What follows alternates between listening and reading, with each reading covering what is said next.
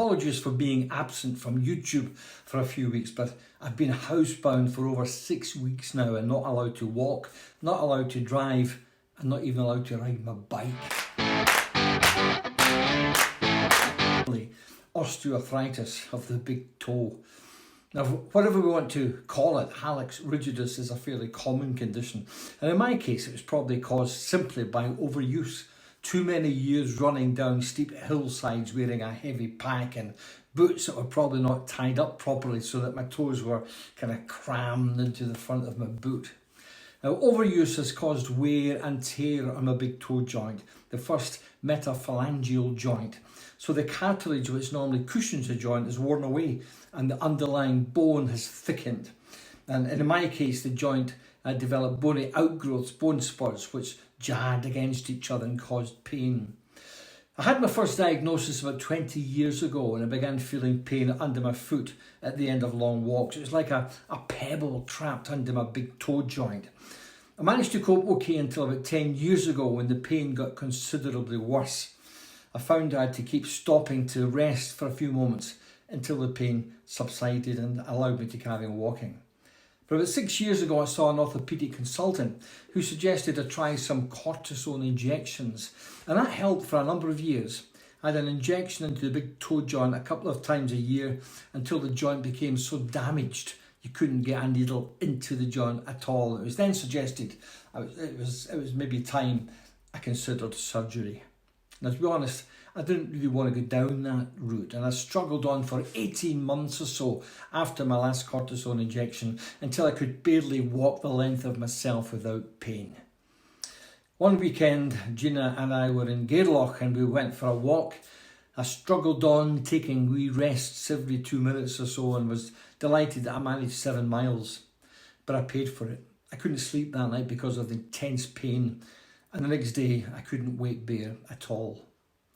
It was time, I decided, to go under the knife. My GP had written letters of referral to an NHS consultant about 2 years previously and said he was happy to do that again. But he did warn me that because of COVID, it could be 2 or 3 years before I got a consultation, never mind get put on a waiting list for an operation.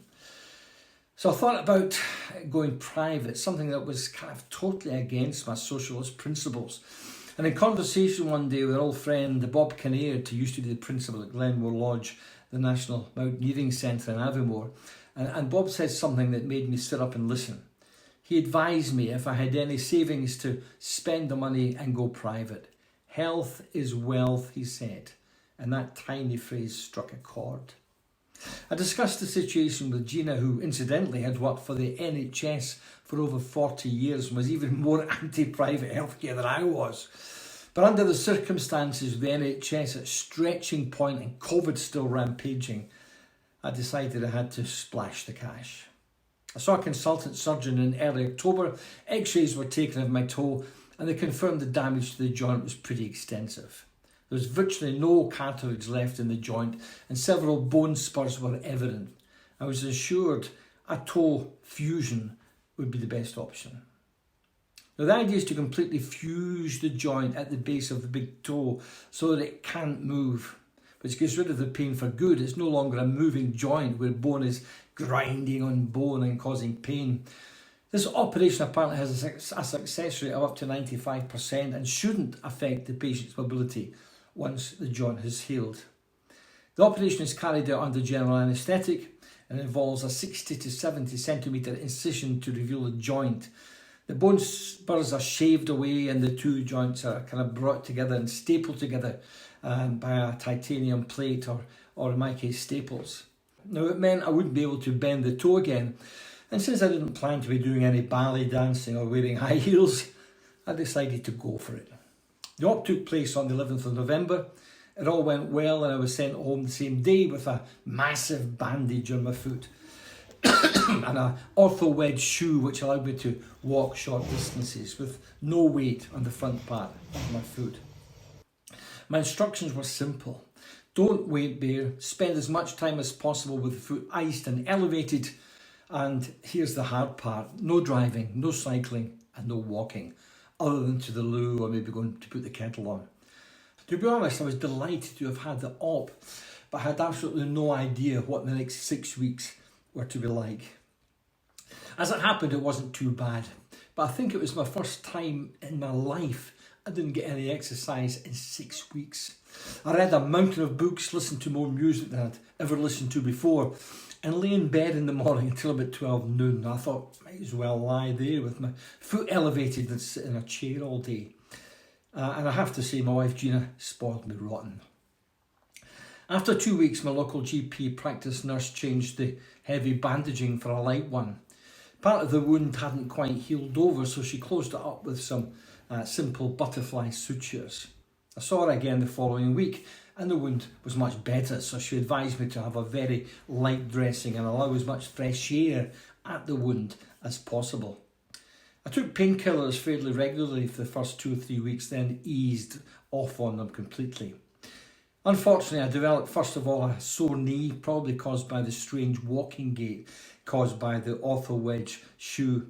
And then I got some bursitis in my heel, again caused by the shoe, putting all my weight back on the heel. It was really sore for about a week, but a short course of anti-inflammatory pills sorted it out. And the last week of the 6 was pretty pain-free. I was pretty disciplined and didn't weight bear at all during the 6 weeks, other than when I was wearing the shoe. And I think that actually paid off. I saw my surgeon a few days ago. We had some x-rays taken and he was delighted with progress. He couldn't even see the joint as it had appeared to be already fused together. He pulled and prodded the joint and I didn't feel a thing. So he allowed me to swap the ortho wedge shoe for my other trainer and advised me to walk as much as I wanted, but to stop whenever I felt any pain. I had strict instructions not to walk through the pain barrier, but simply listen to what my body was telling me. He said it could be a few weeks before I was walking normally again, but, and this was the good news, I could start cycling immediately. Walking has been relatively straightforward, but I noticed that my right foot wasn't reaching as far forward as previously, and I guess I've been subconsciously still favouring my left foot, and I'm sure that'll change in time. So that's it. I'm on the final stage of recuperation now, and all going well, I'll be back in the hills come the spring.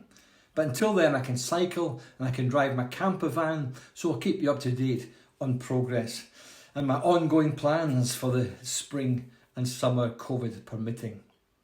I know this video is a wee bit different to my usual output, but when I was trying to decide what to do with my very sore toe, I couldn't find very much help on YouTube about where I could go, what my options were. So if this helps even one person suffering from Hallux Rigidus to decide the best course of action, then it'll have been well worth it. If anyone has any questions about my experience, put them in the comments down below. And if this video has been helpful, please think about subscribing to the channel. Meanwhile, all very best wishes for 2022. I hope it's a better year for all of us, so take care, stay safe, and enjoy the great outdoors. I can't wait to get back out there in the hills and in the wild places. So, see you next time. Adios.